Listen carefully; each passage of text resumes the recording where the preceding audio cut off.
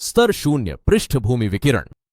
सबसे दूरस्थ जंगलों में भी, जहां शहर, मशीनें और बिजली की लाइनें नहीं हैं, विकिरण कभी पूरी तरह अनुपस्थित नहीं होता। इस निरंतर प्राकृतिक उपस्थिति को पृष्ठभूमि विकिरण कहते हैं। यह मिट्टी और चट्टानों में मौजूद रेडियोधर्मी तत्वों के सूक्ष्म अंशों से, सूर्य और दूरस्थ तारों से आने वाली ब्रह्मांडीय किरणों से और हमारे अपने शरीर के भीतर मौजूद प्राकृतिक समस्थानिकों, मुख्यतः पोटेशियम 40 से भी आता है।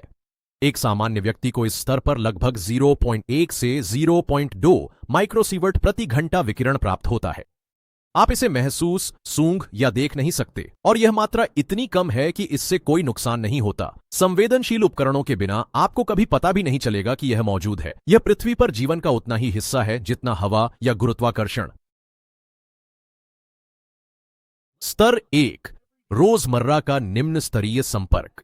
इस चरण में विकिरण अभी भी हानिरहित है और अक्सर सामान्य गतिविधियों से आता है। केला खाना, ग्रेनाइट की इमारतों के पास से गुजरना या ईंट के घर में रहना आपकी विकिरण खुराक में थोड़ा सा इजाफा करता है, क्योंकि इन सामग्रियों में प्राकृतिक रूप से पाए जाने वाले समस्थानिक होते हैं। यहां एक सामान्य दैनिक सेवन 1 से 2 माइक्रोसीवर्ट हो सकता है, जो जैविक दृष्टि से नगण्य है। मानव शरीर इन संपर्कों को वैसे ही संसाधित करता है जैसे वह भोजन में खनिज या सूक्ष्म तत्वों को करता है। यहां तक कि इन चीजों की बड़ी मात्रा एक साथ खाने से भी आपका जोखिम खतरनाक स्तर तक नहीं बढ़ेगा। गाइगर काउंटर के बिना आपको इसका कभी पता भी नहीं चलेगा। यह रोजमर्रा की जिंदगी की पृष्ठभूमि में पूरी तरह घुल मिल जाता है। स्तर 2 थोड़ा बढ़े हुए प्राकृतिक स्रोत। यह स्तर उन वातावरणों में पाया जाता है जहां प्राकृतिक विकिरण अधिक होता है, लेकिन फिर भी सुरक्षित सीमाओं के भीतर रहता है। घंटों तक व्यावसायिक उड़ान में समय बिताना, ऊंचाई वाले स्थानों पर रहना या फॉस्फेट चट्टान जैसी कुछ खनिज जमाओं के पास काम करना एक बार में 5 से 10 माइक्रोसीवर्ट की विकिरण खुराक दे सकता है। हालांकि ये मात्रा किसी भी चिकित्सकीय जोखिम सीमा से कहीं कम है, फिर भी ऐसी खुराकें इतनी महत्वपूर्ण होती हैं कि वैज्ञानिक इन्हें समय के साथ मॉनिटर करते हैं। उदाहरण के लिए, एयरलाइन क्रू अपने उड़ान घंटों का हिसाब आंशिक रूप से अपनी कुल विकिरण एक्सपोजर को ट्रैक करने के लिए रखते हैं। यहां कभी कभार होने वाले एक्सपोजर के लिए स्वास्थ्य पर प्रभाव नगण्य होता है, लेकिन लगातार निगरानी यह सुनिश्चित करती है कि कोई भी अप्रत्याशित वृद्धि अनदेखी न रह जाए। स्तर 3 नियंत्रित चिकित्सकीय और व्यावसायिक एक्सपोजर। इस स्तर पर विकिरण छोटी खुराकों में अभी भी सुरक्षित है, लेकिन यह उस बिंदु तक पहुंच जाता है जहां सुरक्षा प्रोटोकॉल लागू होते हैं। चिकित्सकीय प्रक्रियाएं जैसे कि कंप्यूटेड टोमोग्राफी स्कैन, जिन्हें आमतौर पर सीटी स्कैन कहा जाता है, एक सत्र में कई मिलीसीवर्ट की विकिरण खुराक दे सकते हैं। यह रोजमर्रा की पृष्ठभूमि विकिरण की तुलना में हजारों गुना अधिक है। एक स्कैन हानिकारक नहीं है, लेकिन कम समय में बार बार इमेजिंग कराने से इतनी खुराक जमा हो सकती है कि दीर्घकालिक जोखिम बढ़ जाए। न्यूक्लियर पावर प्लांट्स या रेडियोलॉजी विभागों में कर्मचारी व्यक्तिगत डोसीमीटर पहनते हैं ताकि एक्सपोजर को ट्रैक किया जा सके और यह सुनिश्चित किया जा सके कि वार्षिक सीमाएं पार न हों। यहां प्रभाव तात्कालिक नहीं, बल्कि संचयी होते हैं। हर एक्सपोजर शरीर की डीएनए मरम्मत प्रणालियों पर थोड़ा थोड़ा भार बढ़ा देता है। स्तर 4 जैविक प्रभाव दिखने से पहले की ऊपरी सुरक्षित सीमा। इस स्तर पर यदि लंबे समय तक संपर्क बना रहे तो खुराक इतनी अधिक हो जाती है कि सूक्ष्म जैविक परिवर्तन हो सकते हैं। दसियों मिलीसीवर्ट की खुराक जो कुछ दिनों या हफ्तों में दी जाए, श्वेत रक्त कोशिकाओं की संख्या कम कर सकती है और डीएनए में छोटे टूट फूट का कारण बन सकती है, भले ही कोई लक्षण महसूस न हो। एक पूर्ण शरीर पीटी स्कैन, कुछ औद्योगिक रेडियोग्राफी कार्य या रेडियोधर्मी सामग्री के पास कम सुरक्षा वाले क्षेत्रों में थोड़े समय के लिए रहना ऐसी खुराक दे सकते हैं। कड़े सुरक्षा उपाय लागू होते हैं। कर्मचारी सीसा शील्डिंग, समय की सीमाएं और दूरस्थ उपकरणों का उपयोग करते हैं।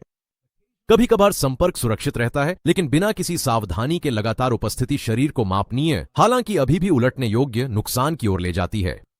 इसी कारण सरकारें कर्मचारियों के लिए अधिकतम अनुमति खुराक निर्धारित करती हैं। स्तर 5 तीव्र प्रभावों की सीमा। 100 से 500 मिलीसीवर्ट के बीच की विकिरण खुराक यदि कम समय में दी जाए तो कुछ लोगों में हल्के लेकिन वास्तविक लक्षण उत्पन्न कर सकती है। थकान, सिरदर्द या हल्की मतली कुछ घंटों के भीतर दिखाई दे सकती है, जो संकेत देती है कि कोशिकाएं और अस्थि मज्जा जैसे संवेदनशील ऊतक इतनी तेजी से क्षतिग्रस्त हो रहे हैं कि वे खुद को ठीक नहीं कर पा रहे। यह स्तर वही है जो चेरनोबिल और फुकुशिमा में कुछ आपातकालीन कर्मचारियों को बाहरी दूषित क्षेत्रों में मिला था। जीवित रहने की संभावना होती है, लेकिन चिकित्सकीय जांच भी आवश्यक है, क्योंकि कैंसर का खतरा बढ़ जाता है और प्रतिरक्षा प्रणाली कमजोर हो जाती है। संरक्षण सूट, कड़े समय की सीमाएं और त्वरित निकासी प्रोटोकॉल बनाए गए हैं ताकि और अधिक खतरनाक क्षेत्र में प्रवेश करने से रोका जा सके। स्तर 6, तीव्र विकिरण सिंड्रोम की शुरुआत। कम समय में पूरे शरीर को 0.5 से 1 सीवर्ट के आसपास की खुराक मिलने पर चिकित्सक तीव्र विकिरण सिंड्रोम के लक्षणों पर नजर रखते हैं। तीव्र का अर्थ है कि खुराक मिनटों से घंटों के भीतर मिलती है, महीनों में नहीं। पहला मापने योग्य संकेत 24 से 48 घंटों के भीतर लिम्फोसाइट्स, जो कि एक प्रकार की श्वेत रक्त कोशिका है, की संख्या में गिरावट है।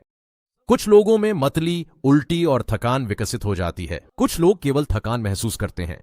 वे ऊतक जो तेजी से विभाजित होते हैं, जैसे अस्थि मज्जा, आंतों की परत और बालों की जड़ें, सबसे अधिक संवेदनशील होती हैं। इस स्तर पर उपचार निगरानी और रोकथाम पर केंद्रित होता है, जैसे रक्त परीक्षण, संक्रमण से बचाव, हाइड्रेशन और आराम। यदि संपर्क रुक जाए तो अधिकांश स्वस्थ वयस्क पूरी तरह से ठीक हो जाते हैं। मुख्य दीर्घकालिक चिंता जीवन भर के लिए कैंसर के जोखिम में थोड़ी वृद्धि है। स्तर 7 पर हेमाटोपोएटिक सिंड्रोम हावी हो जाता है। लगभग 1 से 2 सीवर्ट के बीच लक्षण अधिक सुसंगत हो जाते हैं और अस्थि मज्जा को नुकसान स्पष्ट हो जाता है। प्रारंभिक उल्टी कुछ घंटों के भीतर आम है। दूसरे या तीसरे दिन तक लिम्फोसाइट की संख्या तेजी से गिरती है। इसके बाद अगले 1 से 3 हफ्तों में न्यूट्रोफिल्स और प्लेटलेट्स की संख्या भी कम हो जाती है। कम न्यूट्रोफिल्स का मतलब है कि संक्रमण से लड़ना कठिन हो जाता है। कम प्लेटलेट्स के कारण आसानी से चोट लगना और खून बहना होता है। इलाज में सुरक्षात्मक अलगाव, एंटीबायोटिक्स, एंटीफंगल्स, श्वेत रक्त कोशिकाओं को बढ़ाने के लिए ग्रोथ फैक्टर्स और यदि प्लेटलेट्स कम हो जाएं तो ट्रांसफ्यूजन शामिल हैं। आधुनिक देखभाल के साथ यहां मृत्यु दर कम है, लेकिन ठीक होने में अधिक समय लगता है। 2 हफ्ते बाद बाल झड़ना शुरू हो सकता है। खुराक और अंगों की सुरक्षा के आधार पर अस्थायी बांझपन हो सकता है। किसी भी आगे के संपर्क को रोकना अत्यंत आवश्यक है। स्तर 8, गंभीर तीव्र विकिरण सिंड्रोम की ओर संक्रमण। लगभग 3 से 6 सीवर्ट्स की मात्रा पर अस्थि मज्जा को गंभीर क्षति होती है और यह जठरांत्र संबंधी सिंड्रोम के साथ ओवरलैप करती है। 1 या 2 दिन की छोटी देरी के बाद लक्षण फिर से गंभीर रूप से लौट आते हैं। लगातार उल्टी, पानी जैसी दस्त, निर्जलीकरण और इलेक्ट्रोलाइट असंतुलन, जो प्रतिरक्षा प्रणाली के पतन से और भी बढ़ जाते हैं। आक्रामक उपचार, व्यापक स्पेक्ट्रम एंटीमाइक्रोबियल्स, अंतःशिरा तरल पदार्थ, पोषण समर्थन और कुछ मामलों में स्टेम सेल थेरेपी के बिना सेप्सिस और आंतरिक रक्तस्राव का खतरा तेजी से बढ़ जाता है। सबसे अच्छी देखभाल के बावजूद ऊपरी सीमा में परिणाम अनिश्चित रहते हैं। आंतों की परत, जो सामान्यतः हर कुछ दिनों में नवीनीकृत होती है, इतनी जल्दी पुनः नहीं बन पाती। प्रभावित क्षेत्रों में त्वचा लाल हो सकती है और छिल सकती है। लक्षणों और प्रयोगशाला परिणामों से डोज का पुनर्निर्माण डॉक्टरों को उपचार की योजना बनाने में मार्गदर्शन करता है। स्तर 9, केंद्रीय तंत्रिका तंत्र सिंड्रोम।